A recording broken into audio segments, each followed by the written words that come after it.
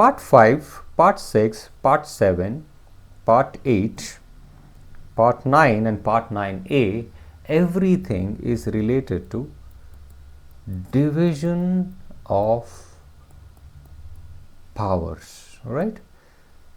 You know that in any developed society, the division of power is the first thing. There cannot be concentration of power in the hands of a few. If it is the concentration of power in the hands of a few, what happens is it becomes an autocratic rule.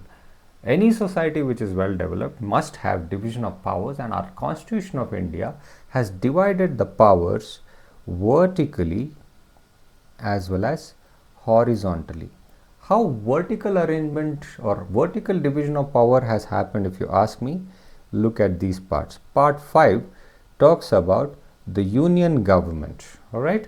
The arrangement of government or political arrangement at the central level is given in Part 5 of Indian Constitution between Article 52 to 151, all right? And then that is not enough. That is the government at the central level. Now you need further percolation of the power, and that further percolation of power is given in Part 6 of Indian Constitution, which is nothing but the states. Article number 152 to 237 deals with the states, that is state governments. When I was talking about the vertical distribution of power, you see here the power is getting distributed and divided between the union government and the state government, correct? And Part 7 is no longer relevant. It was related to states in Part B of first schedule. So what are Part A, Part B, Part C, Part D states? It was the arrangement of our regions in India when British initially left India after by giving us independence. There were temporary arrangements that was made. That was nothing but Part A, Part B, Part C, Part D states. What are these Part A, Part B, Part C, Part D states is another class for us to learn. But for now, please understand that Part 7, which is article number 238, is repealed. That means it is deleted from the Indian Constitution through 7th Amendment Act in the year 1956. This amendment was done through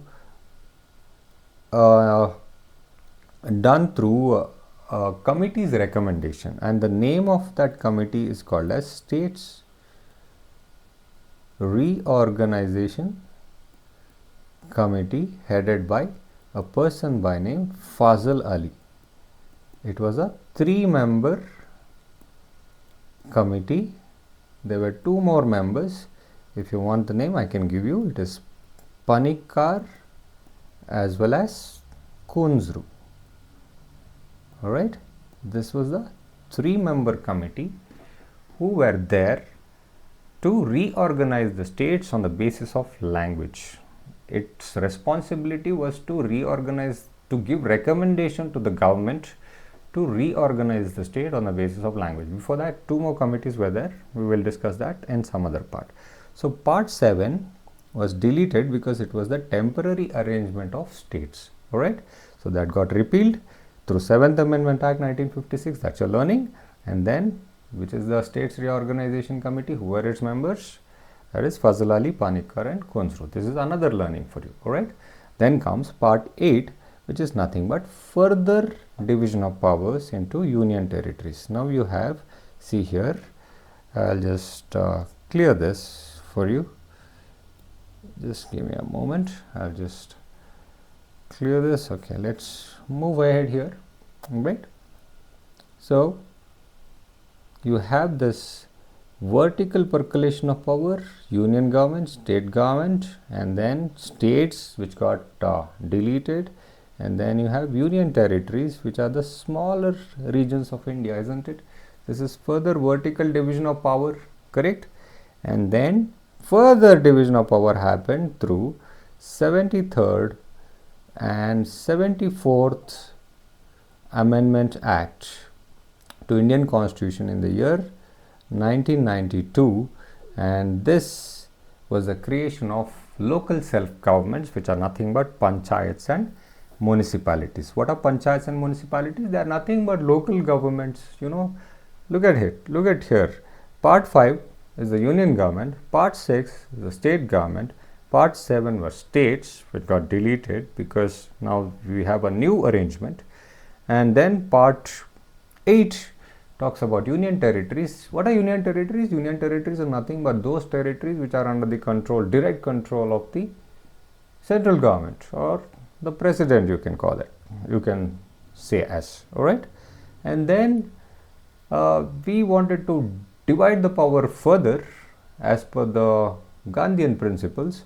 So we created the panchayats, which are nothing but the local governments at the villages, and you have the municipalities at the city and town level, correct?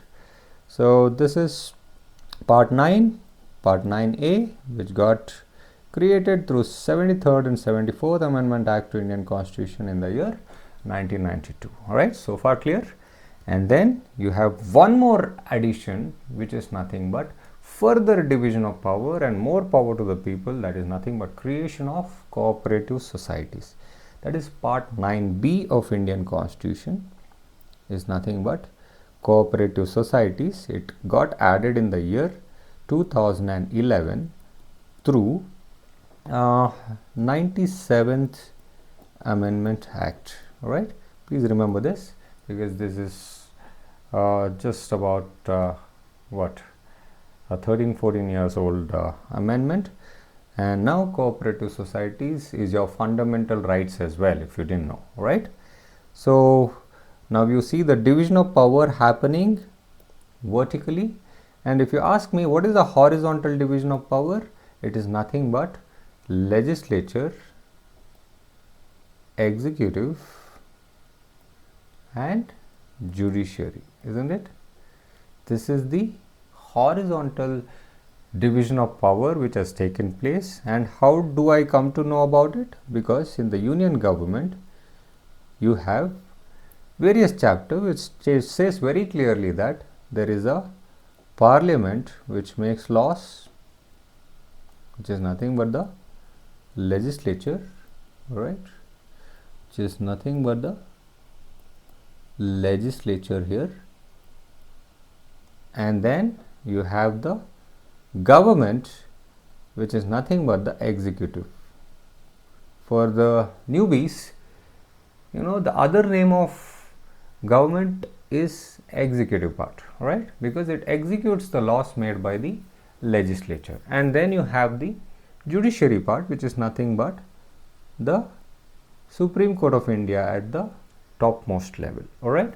So this is how there is horizontal distribution of power as well as vertical distribution of power. I hope this is clear for you now. Yes.